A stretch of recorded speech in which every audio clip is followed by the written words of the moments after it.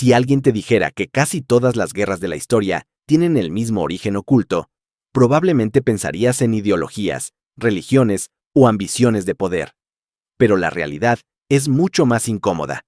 Detrás de casi cada conflicto que ha devastado naciones enteras, se repite el mismo patrón financiero: deuda, intereses y ganancias. Es la corriente del dinero. Cuando los libros de historia hablan de héroes, banderas y sacrificio, rara vez te muestran la otra cara del conflicto, la que se escribe en hojas de balance, en contratos financieros y en fortunas que crecen mientras los campos de batalla se llenan de cadáveres. Y lo más perturbador es que este patrón no es una excepción, es la regla. No hace falta irse a la antigüedad para ver este mecanismo en acción.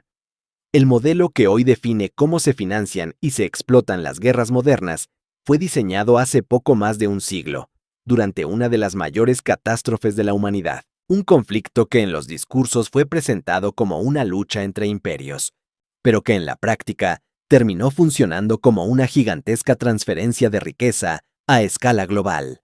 La magnitud de la Gran Guerra fue brutal. Comenzó en Europa, arrastró a las principales potencias del planeta, involucró finalmente a los Estados Unidos y dejó un continente entero endeudado y en ruinas. Millones de personas murieron, imperios desaparecieron, fronteras fueron redibujadas y una generación completa quedó marcada para siempre.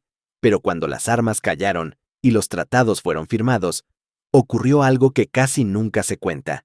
Mientras los países regresaban a economías destruidas y la población trataba de sobrevivir al caos, un grupo muy reducido no solo salió intacto del desastre, sino que salió con más poder financiero que nunca. Y ahí es donde empieza la verdadera historia.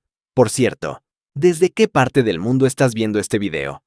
¿Y qué hora es allí ahora mismo? Me encanta descubrir hasta dónde viajan estas historias sobre dinero, poder y decisiones que han dado forma a nuestro presente. Antes de continuar, suscríbete y descubre cómo el dinero y la historia están más conectados con tu presente de lo que imaginas. Los verdaderos vencedores de la Primera Guerra Mundial jamás fueron los gobiernos aliados, y mucho menos los pueblos de Europa o de América. Los verdaderos vencedores fueron los bancos. Esta afirmación suele incomodar porque rompe con la narrativa heroica, pero se encuentra respaldada por documentos oficiales y por investigaciones realizadas por las propias instituciones del poder político de la época. Durante los años posteriores al conflicto, el mundo entró en una crisis económica profunda. Para 1934, en medio de la Gran Depresión, el desencanto era generalizado. La épica de la guerra se había evaporado y había sido reemplazada por desempleo, quiebras y desesperación. En ese contexto, muchas personas comenzaron a preguntarse por qué se había participado en una guerra tan devastadora y quiénes habían salido realmente beneficiados. Como respuesta a esa presión social, el Senado formó un comité especial de investigación que pasó a la historia como el Comité Nie. Durante un periodo de 2 años, este grupo tuvo acceso a registros financieros, contratos, correspondencia privada y testimonios de algunos de los actores más influyentes del sistema económico de la época. A medida que avanzaban las audiencias, comenzó a surgir una imagen inquietante. Los investigadores encontraron evidencia de préstamos masivos, acuerdos de suministro de armas, campañas de presión política y operaciones financieras que conectaban directamente la decisión de entrar en la guerra con los intereses de grandes instituciones bancarias y conglomerados industriales. La guerra aparecía cada vez menos como una respuesta inevitable a una amenaza externa y cada vez más como un negocio cuidadosamente estructurado. Los balances de estas entidades mostraban cómo, mientras los gobiernos se endeudaban para financiar ejércitos y armamento, los bancos obtenían beneficios constantes a través de intereses, comisiones y contratos garantizados por los propios estados. Cada bala disparada, cada barco construido y cada uniforme producido generaba un flujo de dinero que regresaba a las mismas manos. A medida que el Comité Nye se acercaba a las conexiones más comprometedoras, el ambiente político comenzó a cambiar. Las presiones aumentaron. El financiamiento de la investigación fue reducido. Las audiencias se acortaron. Finalmente, el comité fue disuelto antes de que pudiera presentar un informe completo al público. Muchos de los hallazgos quedaron archivados mientras el mundo empezaba a deslizarse hacia un nuevo conflicto global. Para entonces, las entidades financieras ya habían asegurado sus ganancias. El capítulo iniciado en 1917 había cumplido su función. Los secretos de cómo se había financiado la guerra quedaron envueltos en silencio, enterrados bajo nuevas crisis y nuevas amenazas. Comprender ese periodo permite observar la historia desde otro ángulo. Las guerras dejan de verse solo como choques de ejércitos y pasan a entenderse también como secuencias de préstamos, contratos y deudas que reconfiguran el poder económico del mundo. En esa lectura, cada tratado de paz también funciona como un cierre de cuentas, y cada reconstrucción comienza con nuevas obligaciones financieras que atan el futuro de las naciones a quienes controlan el capital. En este episodio, se descompone con precisión cómo un consorcio de bancos logró capturar el núcleo financiero de una gran potencia y utilizar ese control para empujarla hacia una guerra de escala global. A lo largo de esta parte de la historia, se revelan las tácticas concretas empleadas por la élite financiera, los vínculos entre grandes casas bancarias y sus fundaciones privadas, y la forma en que esas relaciones influyeron en decisiones geopolíticas que marcaron el siglo. También se examina el mecanismo central de toda guerra moderna: la financiación. Cuando el dinero en efectivo se agota, los gobiernos recurren a préstamos, emisiones de deuda y contratos garantizados que atan el futuro económico de una nación a quienes controlan el crédito. Esa estructura, casi invisible para la población, es la que permite que un conflicto continúe, aun cuando las economías ya están al borde del colapso. En ese mismo contexto, aparece la investigación del Senado, realizada durante la década de 1930, un proceso que sacó a la luz acuerdos, presiones políticas y beneficios extraordinarios antes de quedar interrumpido. El impacto de esas revelaciones explica por qué la transferencia de riqueza generada por la guerra transformó el mundo de manera irreversible. Para quienes llegan por primera vez, o para quienes retoman esta historia después de una pausa prolongada, resulta útil volver a la idea central de esta serie. Cuando se pregunta ¿qué inició la Primera Guerra Mundial?, la respuesta habitual señala el asesinato del archiduque Francisco Fernando en Sarajevo. Ese hecho fue la chispa, el fósforo que encendió el conflicto. Sin embargo, una chispa solo provoca una explosión cuando la pólvora ha sido apilada durante años. Las guerras de esta magnitud jamás surgen de la improvisación. Funcionan como proyectos industriales que requieren planificación, financiamiento y preparación a largo plazo. El atentado fue el detonante geopolítico, aunque el combustible que permitió que el conflicto se sostuviera y se expandiera ya estaba dispuesto desde antes. Mucho antes de que se disparara el primer tiro, los principales beneficiarios del conflicto habían sido identificados. Se trataba de un círculo reducido y estrechamente conectado de banqueros internacionales, articulados alrededor de una poderosa casa financiera y sus asociados, que operaban en coordinación con antiguas dinastías bancarias de Europa. Ese entramado tenía la capacidad de mover capital, otorgar crédito y condicionar a gobiernos enteros. Dentro de esa red, cada préstamo, cada contrato de suministro y cada emisión de deuda contribuía a preparar el escenario para una guerra que, más allá de los campos de batalla, se convertiría en una de las mayores operaciones financieras de la historia. Para comprender la entrada de una gran potencia en la guerra, resulta clave observar la línea de tiempo. Cuando el conflicto estalló en 1914, la posición oficial fue la neutralidad. Durante casi 3 años, el país permaneció al margen de los combates. El presidente, Woodrow Wilson, sostenía con firmeza que el territorio debía mantenerse fuera de los enredos europeos. La opinión pública también reflejaba ese sentir. La población observaba con horror la masacre en las trincheras de Francia y no deseaba verse arrastrada a ese escenario. Mientras el ejército permanecía en casa, el capital siguió un camino muy distinto. Durante esos primeros años, A medida que Alemania presionaba a las potencias aliadas y las empujaba al borde del colapso, la dinámica financiera comenzó a transformarse. Gran Bretaña y Francia necesitaban de manera urgente alimentos, armamento y suministros. Para obtenerlos, recurrieron a fábricas y proveedores del otro lado del océano. Sin embargo, el efectivo disponible resultaba insuficiente para cubrir ese volumen de compras. La solución fue recurrir al crédito. Los bancos comenzaron a otorgar préstamos cada vez más grandes para que esos gobiernos pudieran pagar la producción de material de guerra. Esas sumas crecieron hasta niveles que resultaban difíciles de imaginar. Cada envío de municiones, cada cargamento de alimentos y cada contrato de producción incrementaba el volumen de deuda acumulada. A medida que el conflicto se prolongaba y la posibilidad de una victoria alemana parecía más real, la tensión comenzó a trasladarse al corazón del sistema financiero. Las entidades que habían concedido esos préstamos comprendieron que su exposición era enorme. Una derrota de las potencias aliadas implicaría el colapso de esos gobiernos y con ello, la imposibilidad de recuperar el dinero prestado. El riesgo ya no era solo político o militar, era un riesgo financiero de escala histórica. El sistema de crédito había quedado atado al resultado de la guerra. En ese punto, la narrativa empezó a girar. Para proteger esas inversiones, hacía falta algo más que promesas de pago. Se necesitaba un garante capaz de asegurar que los deudores sobrevivieran al conflicto.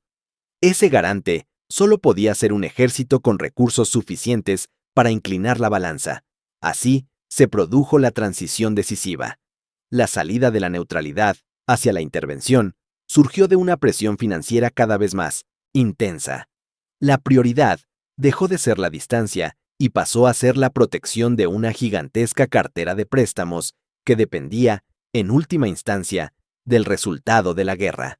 Para comprender con claridad cómo se produjo este giro histórico, resulta necesario observar primero la mecánica del financiamiento de una guerra. Un conflicto de escala industrial jamás se paga como una compra ordinaria. Cuando una nación entra en estado de guerra, todo su motor económico se reorganiza alrededor de un solo objetivo: sostener el esfuerzo militar. El primer movimiento consiste en redirigir el presupuesto nacional. Los fondos que antes estaban destinados a educación, infraestructura, salud y servicios públicos comienzan a recortarse y a desplazarse hacia la producción de armamento, el mantenimiento de tropas y la logística militar. Esa reasignación ocurre de forma rápida y casi invisible para la mayoría de la población. Sin embargo, ese flujo de dinero rara vez alcanza para cubrir la magnitud real del conflicto. El siguiente recurso es la tributación. Los impuestos se incrementan y la carga fiscal sobre la población se intensifica. Cada salario, cada empresa y cada actividad económica se convierte en una fuente adicional de ingresos para sostener la guerra. Cuando ese mecanismo empieza a generar resistencia política o social, se recurre a una herramienta todavía más poderosa. Esa herramienta es la expansión de la masa monetaria. Al aumentar la cantidad de dinero en circulación, el gobierno puede pagar gastos y deudas sin contar con ingresos reales equivalentes. Este proceso provoca inflación, una pérdida gradual del valor del dinero que afecta a toda la economía. El costo del conflicto comienza a transferirse de forma silenciosa a quienes poseen ahorros y salarios fijos. Cuando incluso ese recurso resulta insuficiente, entra en escena el endeudamiento interno. Se emiten bonos de guerra y se apela al deber patriótico para que la población preste sus ahorros al Estado. Cada bono representa una promesa de pago futuro, una obligación que deberá honrarse con impuestos y crecimiento económico en los años posteriores al conflicto. Sin embargo, en una guerra del tamaño de la Primera Guerra Mundial, ni siquiera ese conjunto de medidas alcanza. El siguiente paso es utilizar las reservas nacionales de oro, el respaldo último del sistema monetario. Ese metal, acumulado durante décadas, comienza a salir de las bóvedas para cubrir pagos internacionales y garantizar la credibilidad financiera del país. Cuando esas reservas se agotan, la situación cambia de forma radical. En ese punto, la capacidad de decisión económica comienza a desplazarse fuera de las fronteras. La única alternativa que queda es recurrir a bancos extranjeros para obtener crédito. Ese es el instante en que la soberanía financiera se debilita y el control del capital empieza a imponerse sobre la política. Fue exactamente en ese momento cuando una poderosa casa bancaria, encabezada por J.P. Morgan, entró con fuerza en el escenario. A partir de ahí, el destino económico del conflicto quedó cada vez más ligado a quienes controlaban el crédito, los préstamos y los flujos de dinero que mantenían la guerra en marcha. Para comprender la magnitud real de la influencia ejercida por J.P. Morgan durante ese periodo, resulta necesario dejar de lado la idea moderna de la banca. En la actualidad, un banco suele verse como un lugar donde se guardan ahorros o se solicita un préstamo. A comienzos del siglo XX, la casa de Morgan representaba algo completamente distinto. Funcionaba como una potencia financiera capaz de mover capital a una escala que rivalizaba con la de muchos gobiernos. J.P. Morgan había construido una red que conectaba a los grandes centros financieros del mundo con la industria y el comercio internacional. A través de esa red se canalizaban préstamos, inversiones y pagos que sostenían gran parte del intercambio transatlántico. En la práctica, esa estructura convertía a Morgan en una especie de banco central privado del comercio entre continentes.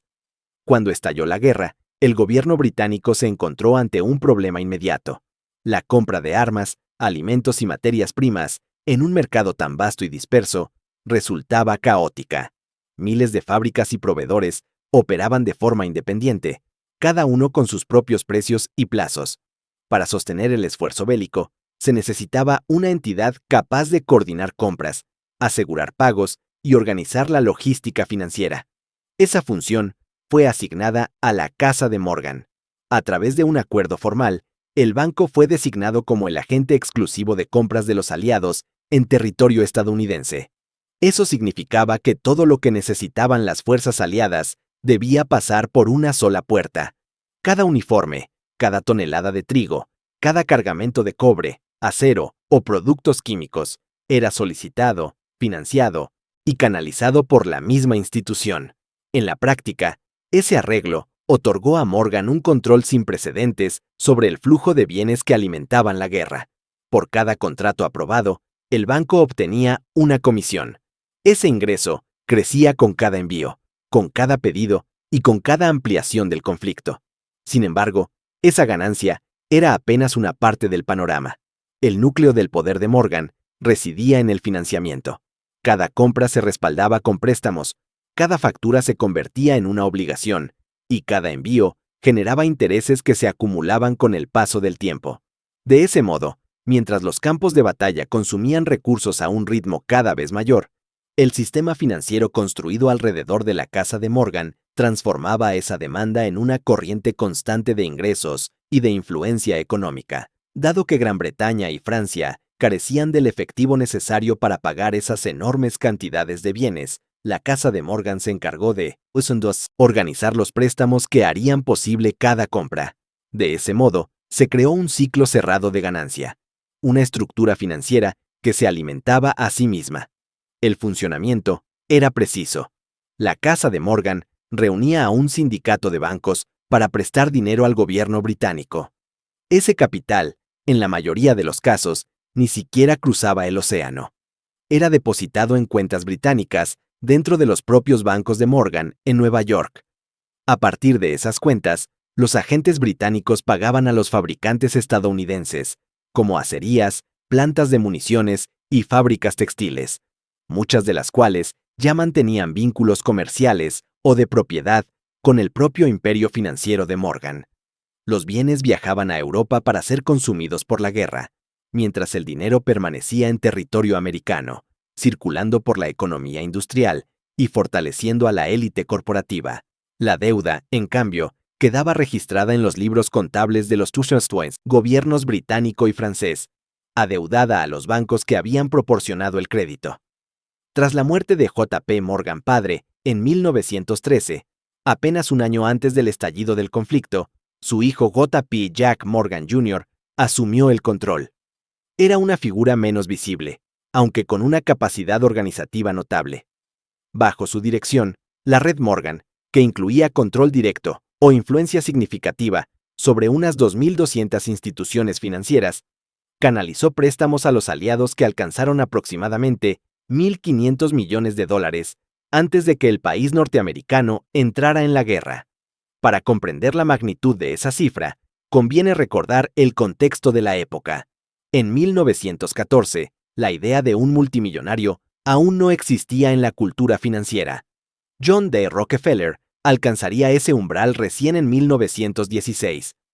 1.000 millones de dólares representaban una suma casi mítica, mayor que el valor total de varias naciones.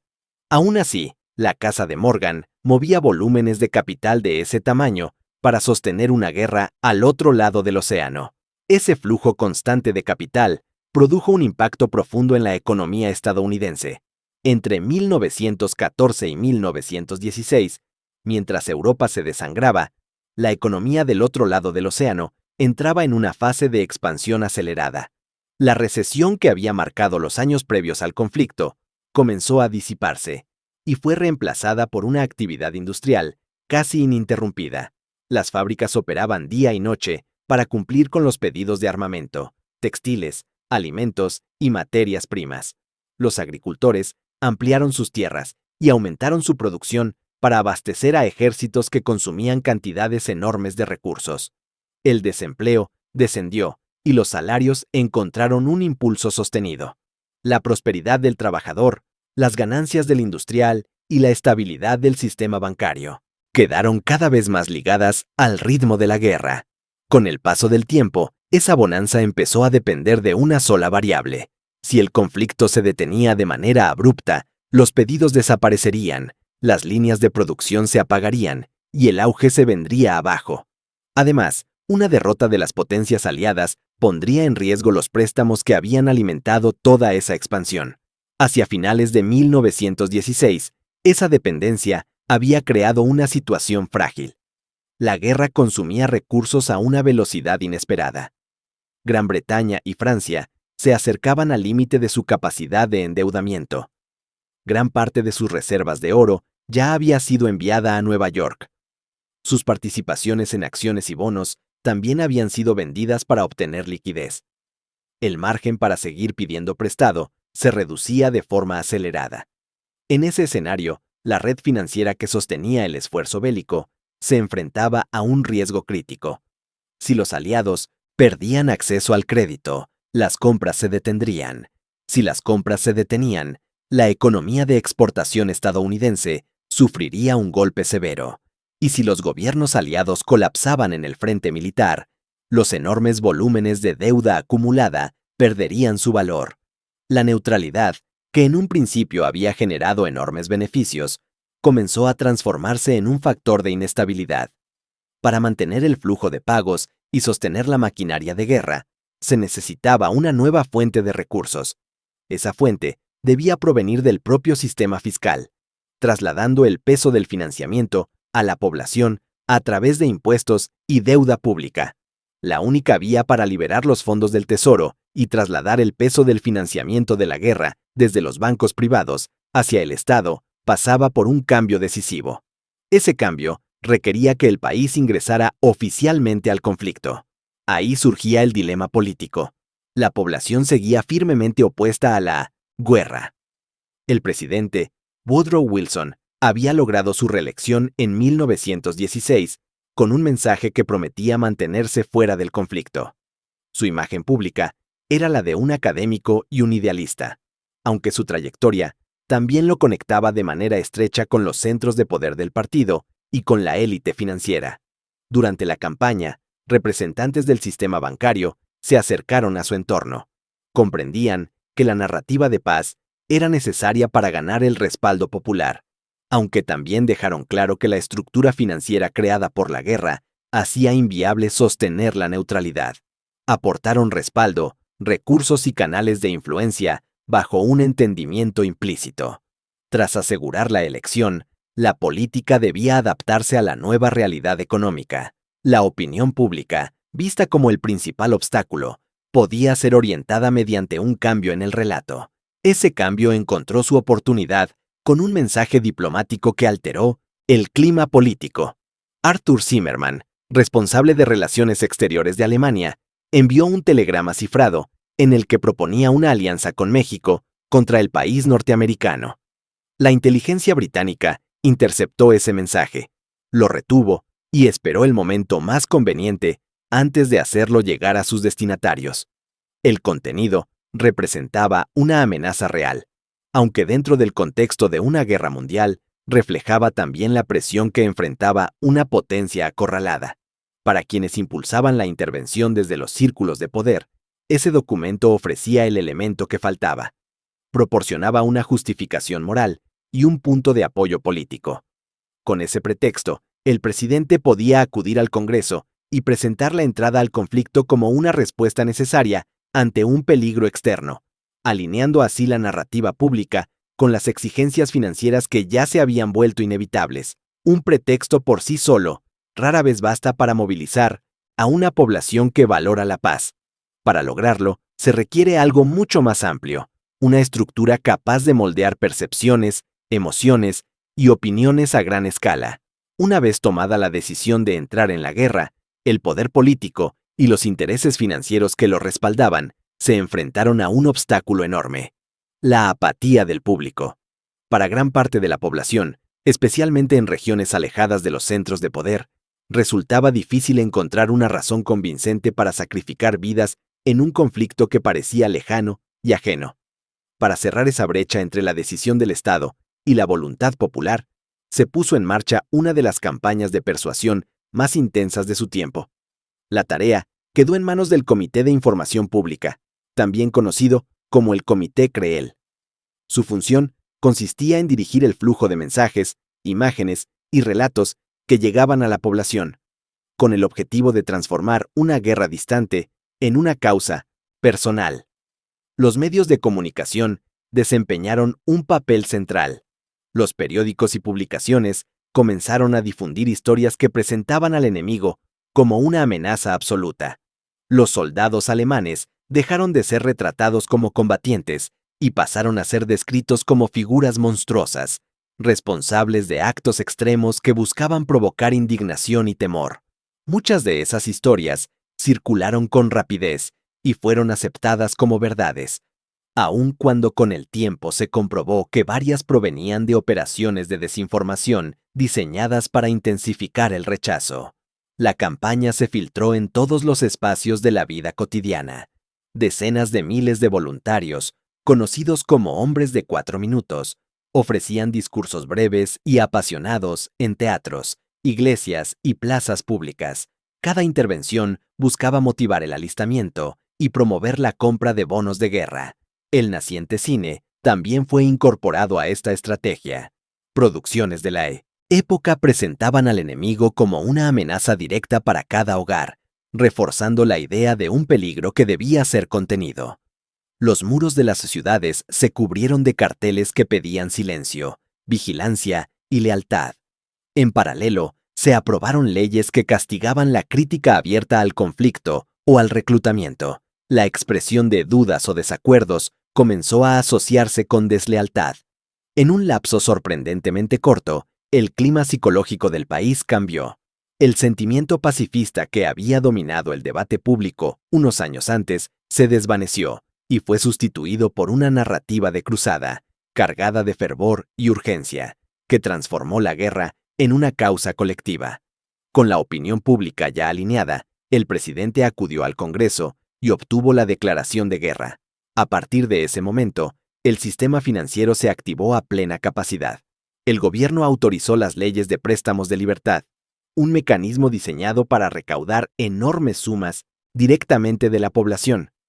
Millones de personas compraron bonos, entregando sus ahorros al Estado bajo la promesa de apoyar el esfuerzo bélico. Una parte sustancial de ese dinero fue canalizada de inmediato hacia Gran Bretaña y Francia en forma de nuevos préstamos oficiales.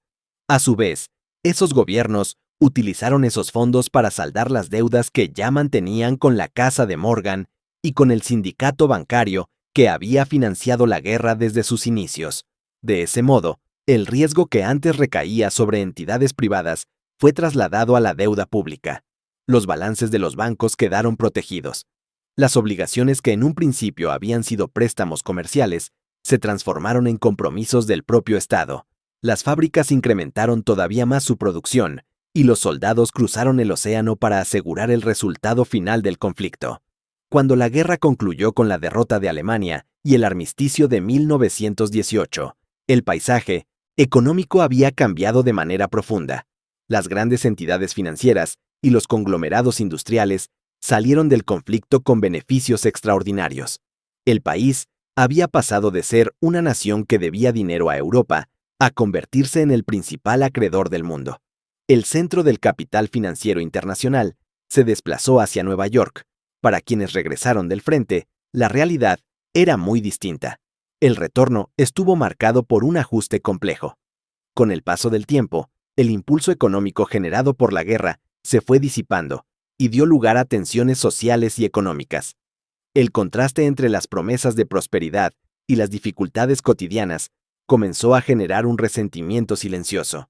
Durante la década de 1930, en medio de una crisis económica devastadora, esa tensión se hizo visible. Libros y artículos empezaron a señalar la distancia entre el sacrificio de los soldados y las ganancias obtenidas por el sistema financiero. Entre las voces que surgieron, destacó la del general de división Smedley Butler. Butler había sido un oficial de carrera, condecorado en múltiples ocasiones por su servicio. Tras su retiro, utilizó su experiencia para describir el funcionamiento interno del poder económico, que había acompañado a las campañas militares. En su obra titulada La guerra es una estafa, relató su trayectoria como la de un ejecutor al servicio de grandes intereses corporativos y financieros. En ese libro, afirmó que la Primera Guerra Mundial había generado decenas de miles de nuevos millonarios y multimillonarios, mientras las familias de quienes murieron recibieron únicamente el peso de la pérdida. Esa denuncia resumía una contradicción que se volvería cada vez más difícil de ignorar, una brecha entre quienes financiaron y quienes pagaron el costo humano del conflicto. Estas revelaciones causaron un impacto profundo en la opinión pública. La magnitud de lo que había salido a la luz generó una presión política que llevó al Congreso a responder mediante la creación del Comité Moachier. Durante un periodo de 2 años, el senador Gerald Nye y su equipo levantaron el velo que cubría las relaciones entre guerra y dinero. A través de audiencias, registros y testimonios, comenzaron a emerger prácticas que rara vez se mencionaban en los discursos oficiales. Se documentaron actividades de presión política, acuerdos encubiertos y decisiones financieras que reducían la vida de los soldados a simples cifras dentro de balances contables. La investigación mostró cómo los fabricantes de armamento habían trabajado para frenar embargos y restricciones, e incluso habían comerciado con actores considerados enemigos, todo con el fin de mantener activa la demanda que sostenía sus ganancias. La cantidad de evidencia reunida resultaba difícil de ignorar. A medida que los informes del comité avanzaban, quedaba cada vez más claro que la red de intereses alcanzaba a instituciones y figuras de enorme influencia. Los hallazgos empezaron a rozar a antiguos líderes políticos y a casas bancarias que aún conservaban un peso decisivo en el sistema financiero. En ese punto, la presión para frenar el proceso se intensificó. El comité fue presentado ante la opinión pública como una amenaza al equilibrio político y a las relaciones internacionales.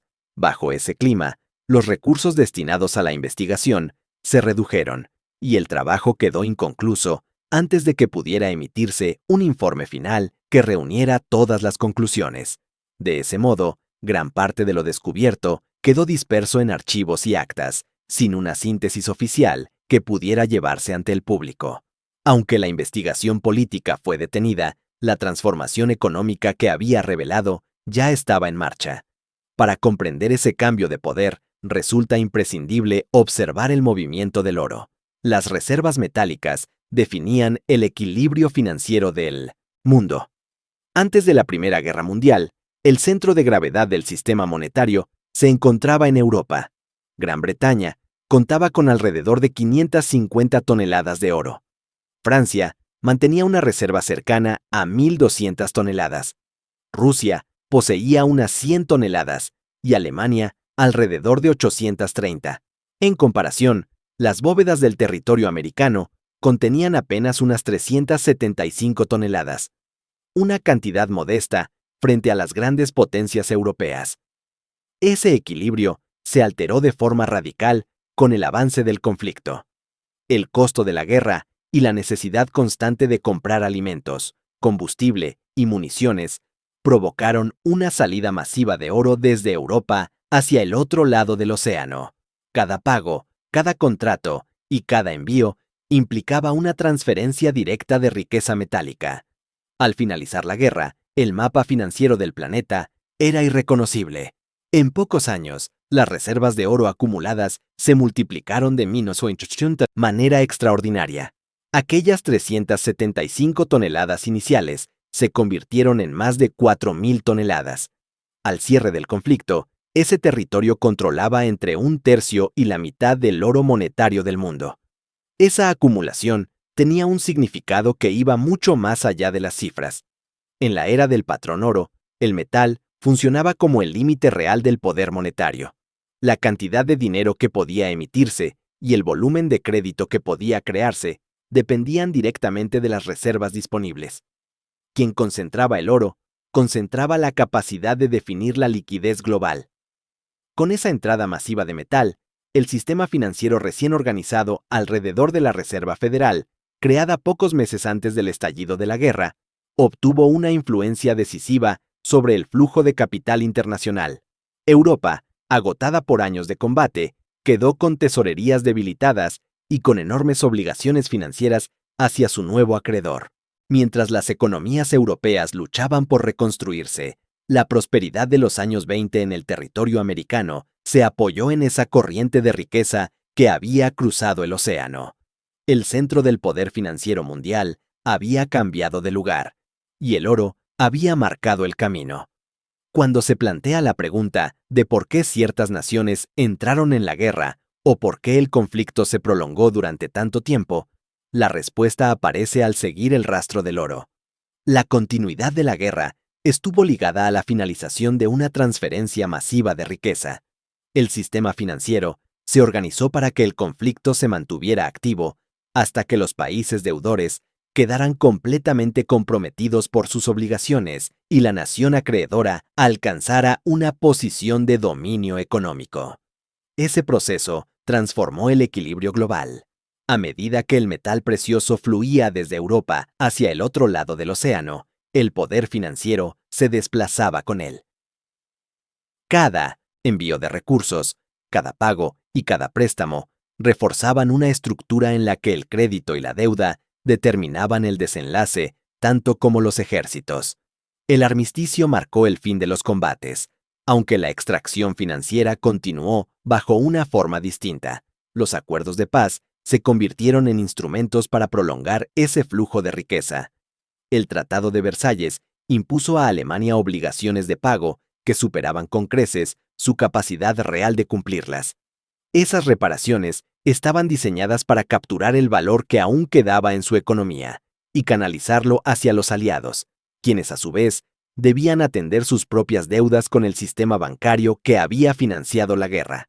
La carga de esos compromisos provocó una desestabilización profunda. La moneda perdió valor a gran velocidad. Los ahorros de la clase media se evaporaron y la vida cotidiana se volvió cada vez más precaria. El tejido social quedó marcado por el resentimiento y la desesperación, creando un terreno fértil para figuras que prometían restaurar el orgullo y el orden. En ese sentido, los arreglos financieros que siguieron a la Primera Guerra Mundial no establecieron una paz duradera. Funcionaron como un calendario de pagos que extendió las tensiones hacia el futuro, preparando el escenario para un nuevo conflicto de alcance aún mayor. Este recorrido conduce al final del análisis. La historia ha transitado desde las salas de juntas de J.P. Morgan hasta las trincheras de Francia y de regreso a las bóvedas de la Reserva Federal. En ese trayecto quedó expuesto cómo la maquinaria de la guerra se sostuvo con la vida de los soldados y con los registros contables de los banqueros. La Primera Guerra Mundial fue una tragedia para la humanidad, aunque al mismo tiempo representó un triunfo para el sistema financiero que la respaldó. Dejó una lección inquietante para quienes controlaban el capital. La guerra podía convertirse en un negocio de enorme rentabilidad siempre que el lugar ocupado fuera el del prestamista y no el del combatiente. Te dejo con una pregunta para reflexionar. Basándose en lo que discutimos hoy, ¿crees que los Estados Unidos habrían entrado en la Primera Guerra Mundial si los bancos no hubieran estado en riesgo de perder sus préstamos? ¿Fue inevitable la intervención estadounidense por razones geopolíticas o fue puramente una misión de rescate para Wall Street? Leo todos sus comentarios y espero sus pensamientos.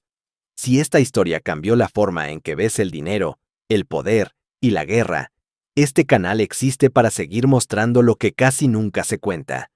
Suscribirse permite que más investigaciones como esta sigan saliendo a la luz.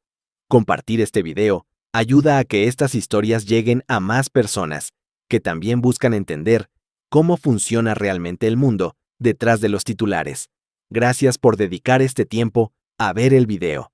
Cada visualización y cada apoyo hacen posible que este contenido continúe.